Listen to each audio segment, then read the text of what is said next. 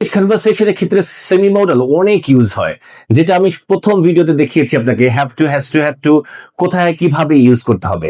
আজকের ভিডিওতে দেখাবো আমরা be suppose to. Be suppose to আপনাকে কোথায় ইউজ করবে, বি সাপোজ টু অর্থ কি? বি সাপোজ টু অর্থ হলো কথা, এক কথায় যদি বলি কথা। তার মানে আমার কথা আছে, আমার কথা ছিল। ঠিক আছে, সাধারণত আমার কথা থাকবে বিষয়টা আমরা বলি না। তাহলে আমার কথা আছে, আমার কথা ছিল। যেমন তার আসার কথা, ঠিক আছে, তার যাওয়ার কথা, তার খাওয়ার কথা, তার ঘুমানোর কথা, তার লেখাপড়া করার কথা, এই যে ধরনের কথা শব্দটা আমরা ব্যবহার করি, সেক্ষেত্রে আমরা এই স্ট্রাকচারটা ইউজ করব। আর কথা ছিল যদি হয়, তাহলে ওয়াজ বা ওয়ার ব্যবহার করবো আমরা। ঠিক আছে, তাহলে বি বলতে বি ভার্ব, বি বলতে কি বোঝায়?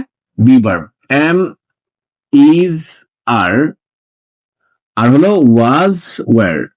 বি ভার্ব বলতে বি, বি ভার্বস, ঠিক আছে, বি বলতে be verb, am is are, was were. তাহলে we are suppose to go there, আমাদের সেখানে যাওয়ার কথা।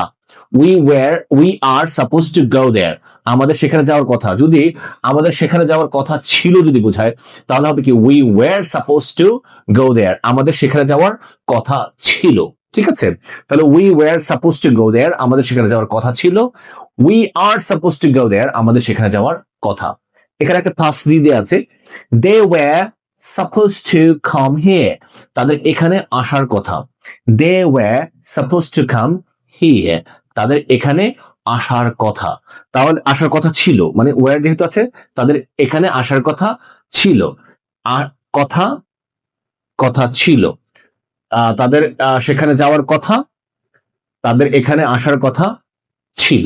ঠিক আছে, তার মানে বি সাপোজ টু মানে হলো কথা।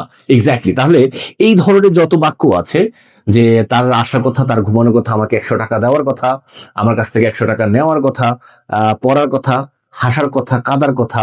ঠিক আছে, তার তো কাদার কথা, সে হাসতেছে কেন? হি হি হি he was suppose to cry but he was লাফিং। ওয়াই? বিকজ সে মাহমুদ স্যারের ভিডিও দেখেছে, এই জন্য সে হাসতেছে। আপনিও হাসেন, এত কঞ্জুসি করে কি লাভ? হাসেন। ঠিক আছে, এই যে এখনো হাসতেছেন না, কতটা কঞ্জুস হলে আপনি এই কাজটা করতে পারেন। দেখেন, হাসতে হবে, কাশতে হবে না, কাশার দরকার নেই, হাসেন। ঠিক আছে, দুই একজন আছেন এই কথা বলার পরও হাসতেছেন না, মানে বুঝতে পারতেছেন আপনার কাতুকুতু দিলে, আপনি দেখা যাচ্ছে এতটা স্লো, কাতুকুতু দিলে সোমবার কাতুকুতু দেওয়ার পরে আপনি বৃহস্পতিবারে বলে দে। তার মানে আপনি 3G তার 2Gও না আপনি। ঠিক আছে, তাহলে আপনাকে হাসতে হবে, আর আপনি এভাবে শিখতে হবে, অন্যদের সাথেও শেয়ার করতে হবে, ইংলিশ গ্যালাক্সির সাথে থাকতে হবে। নতুন কিছু শিখতে হলে থাকুন ইংলিশ গ্যালাক্সির সাথে, নতুন কিছু শিখুন, ইংলিশে ফ্লুয়েন্সি আনুন, ইংলিশে ফ্লুয়েন্ট হন, নিজে স্মার্ট হন, অন্যদেরকে সাহায্য করুন, যেন সবাই আমরা বাঙালি হিসেবে স্মার্ট হতে পারি। Keep learning, stay connected with English galaxy. আল্লাহ হাফিজ, আসসালামু আলাইকুম।